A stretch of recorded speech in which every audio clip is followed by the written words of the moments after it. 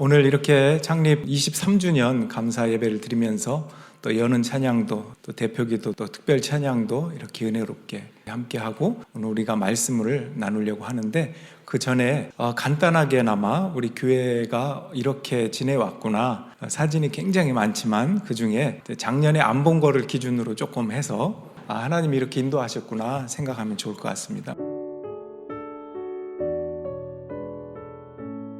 자, 이렇게 사진을 봤는데 어때요? 감회가 새롭네요. 저는 이렇게 사진을 보면서 어린이들이 참 귀하다 이런 생각들을 많이 하게 돼요.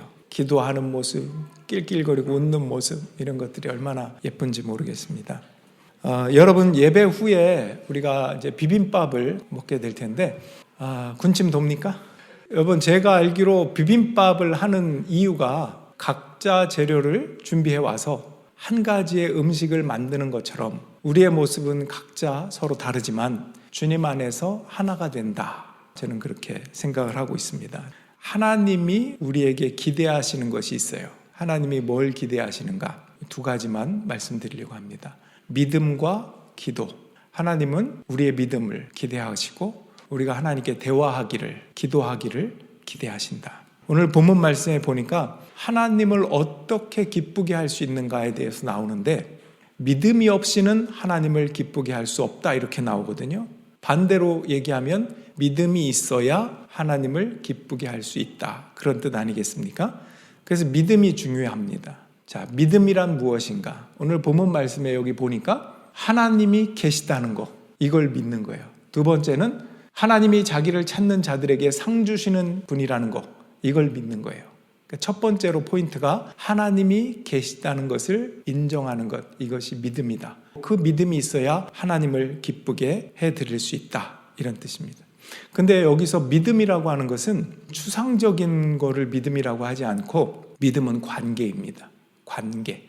그러니까 이런 거예요. 하나님이 정말 나와 함께 계시다. 그분이 선하시고 인자한 성품을 가지고 나를 대하신다. 이런 걸 인격적인 관계라고 해요. 하나님은 저 멀리 계신 분, 이런 차원이 아니라 그냥 내 안에 계시다.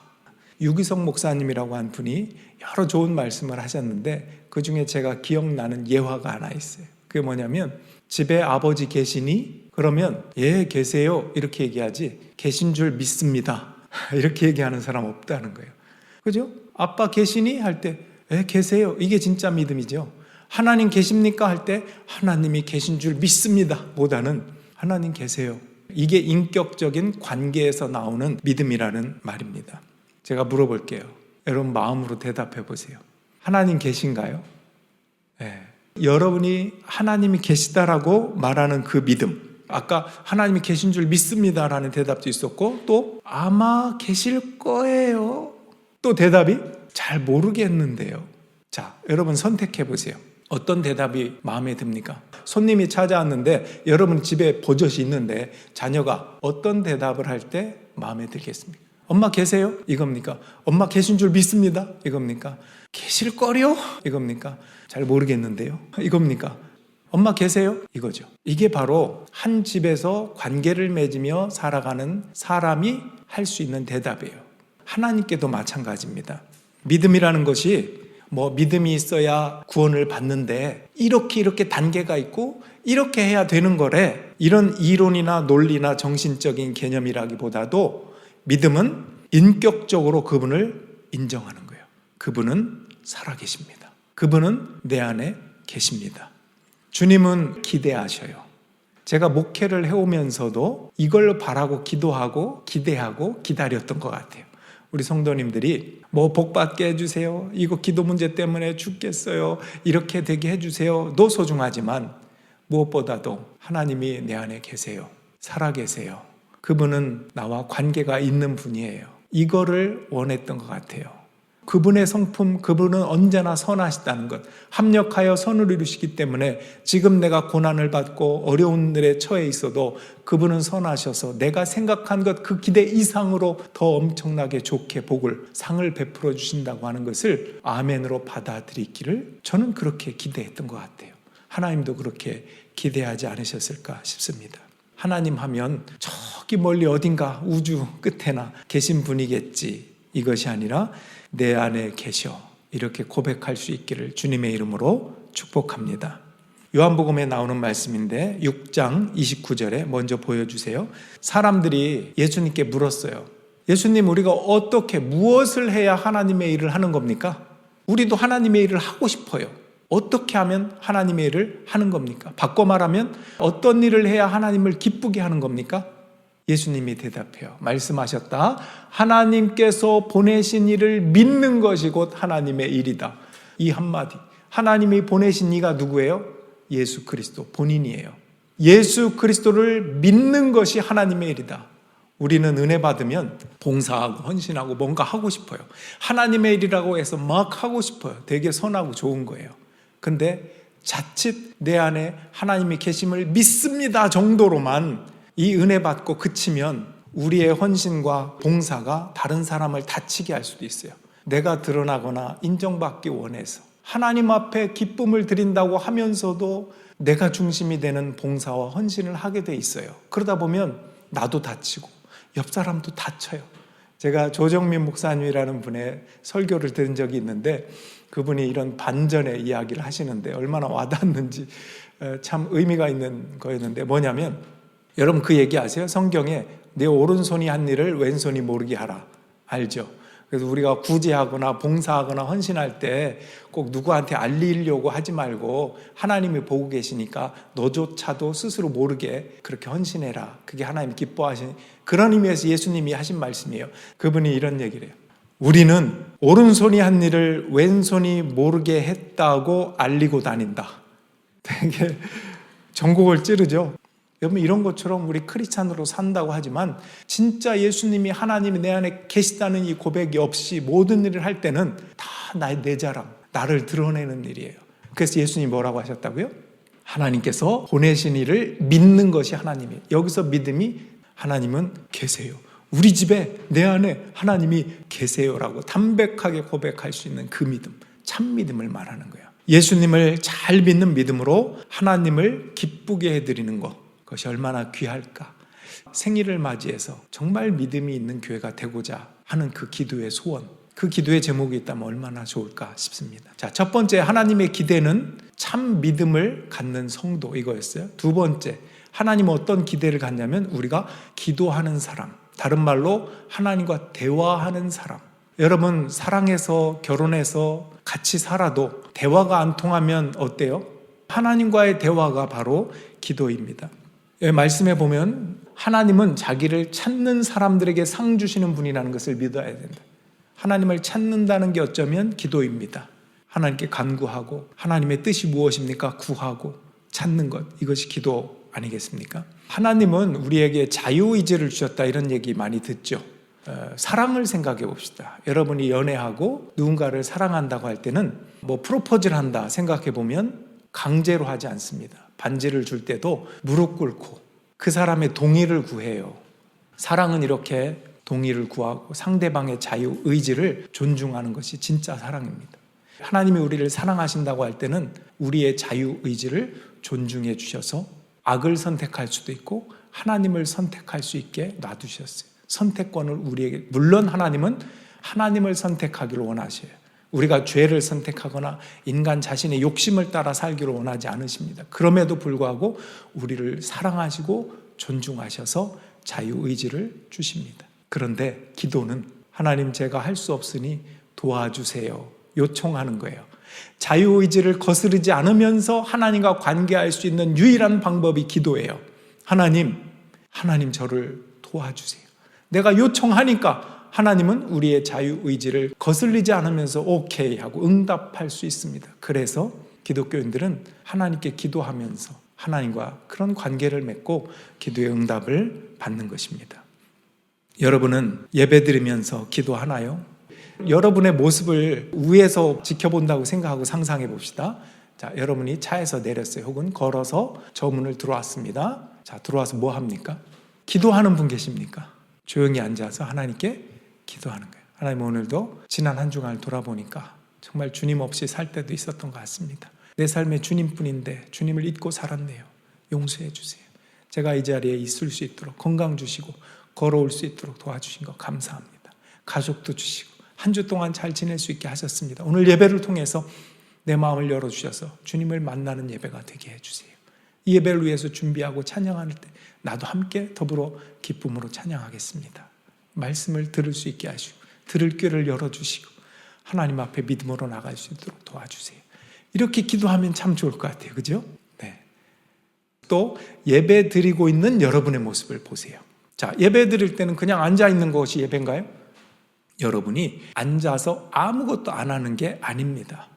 여러분은 앉아서 마음을 드리는 거예요. 생각도 붙잡아서 드리는 거예요. 왜? 우리의 생각은 굉장히 자유로워서 앉아는 있지만 막 뭐 약속도 생각나고 뭐 해야 되는데 못했던 거 생각나고 여러 가지. 근데 그 생각도 묶어서 하나님께 드리고 기도도 드리고 찬양과 감사도 드리고 은혜로 내 마음을 적시며 회개하기도 하고 이것이 예배죠. 이것이 참여하는 예배입니다. 여러분, 예배는 하나님께서 받으신다는 것을 믿지 못하고 우리 안에 내 안에 이곳에 하나님이 계시다는 것을 믿는 믿음이 없이는 예배는 그저 보이는 행사예요. 앞에 나와서 찬양하는 사람들 잘하나 못하나 이런 거 보는 퍼포먼스예요. 그것이 아니죠. 예배는 내가 참여하고 내 마음을 하나님께 드리는 것입니다. 저는 한국에서 목사 안수를 받고 교회를 개척하기 위해서 그 당시 2살 반이었던 첫째 아들을 데리고 이곳에 왔습니다. 이민 가방 6개 들고 들어왔습니다. 그리고 교회를 개척하고 셋업하고 아까 사진에서 본 것처럼 저쪽에 있던 그 교회 간판을 제가 보여드리려고 그래요. 저쪽에 이제 유나이티드 처치에서 시작을 했었는데 간판을 보면 제가 손재주가 좋았던 거 아니에요. 근데 뭐 간판을 맡기려면 최소한 뭐 500불 이상 줘야 된다 하더라고요. 그 당시에. 그래서 이거 안 되겠다. 부족한 상황이라 재료를 가지고 만들었어요. 아주 자연 친화적으로 나뭇가지 같은 거 갈색 그대로 갖다가 글씨를 린벨리 하니까 못을 쳐가지고 이름을 딱 예쁘게 했었어요. 그게 있었는데 며칠 있으니까 비가 오고 막 썩더라고요. 안 되겠다. 그래서 이걸 만들었어요. 어때요? 꽤 괜찮죠? 그 교회 캐네디언 분들이 리커멘드를 해주더라고요. 최 목사님, 이거 좀 약해요. 두꺼운 거로 깊이 박아야 돼요. 왜냐하면 그 당시에 개구장이 아이들이 지나가면서 없던 것이 생기니까 툭 건드리니까 쓰러졌거든요. 그래서 이것도 얼마 못 갔어요. 그 다음 간판을 만들었습니다. 그 다음 간판이 이거예요. 좀 튼튼하죠. 기둥도 괜찮고. 근데 문제가 있었어요. 이것도 얼마 못 갔어요. 쓰러뜨리진 못했어요. 왜냐하면 밑에 콘크리트로 같이 해가지고 튼튼하게 심었거든요. 몇 번 발로 찬 흔적이 있더라고요. 근데 쓰러지진 않았어요. 근데 문제는 뭐냐? 제가 이게 경험이 없으니까 저걸 실내용으로 해야 될까요? 실외용으로 해야 될까요?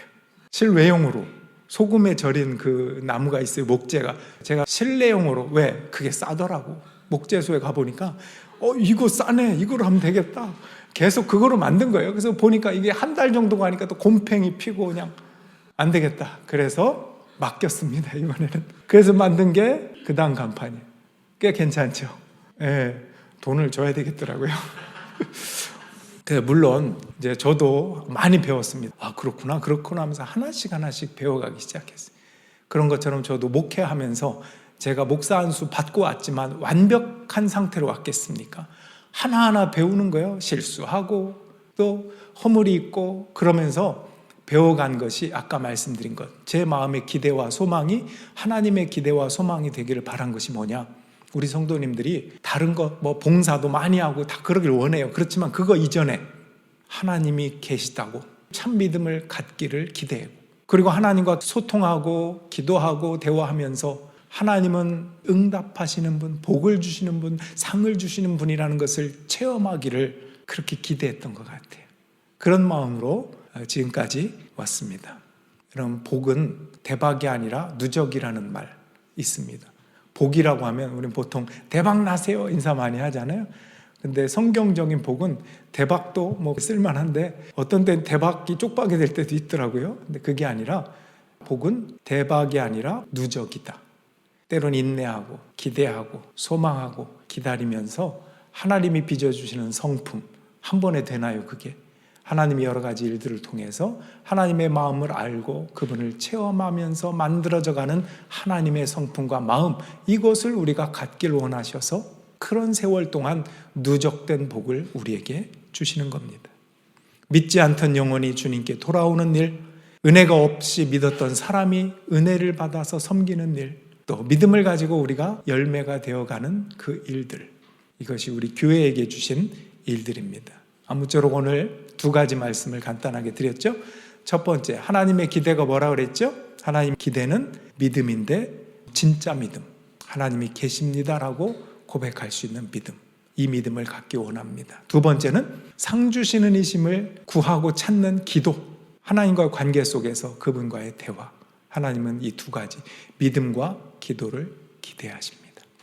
창립 23주년을 맞이해서 우리가 앞으로 쭉 발자취를 또 써갈 겁니다. 여러분이 모르던 얼굴이 있었던 것처럼 후대의 누군가에게는 지금 여러분들이 또 한국으로 돌아가시는 분도 있고 미국 가는 분도 있고 그런 분도 계시겠죠. 후대의 누군가에게는 그 없는 얼굴들을 보면서 아, 그때 2024년도에 계셨던 분들이구나. 저분들도 참다운 믿음과 소망을 가지고 기도하면서 주님 안에서 거했던 믿음의 사람들이겠지. 이렇게 여러분들을 그런 선배님들이 있구나라고. 누가 합니까? 현진이가 어린아이로, 지금 어린아이도 아니죠. 고3인데 누가 합니까? 후대 사람들이 볼 때는 저 집사님이 이렇게 어릴 때가 있었어 할지. 그죠? 네, 여러분들의 믿음을 또 여러분들의 기도를 하나님께 드림으로 하나님 보시기에 정말 기쁘다, 정말 기쁘다 할 수 있는 림벨리 한인교회가 되기를 주님의 이름으로 축원합니다. 우리 가사를 생각하면서 함께 찬양 드립시다.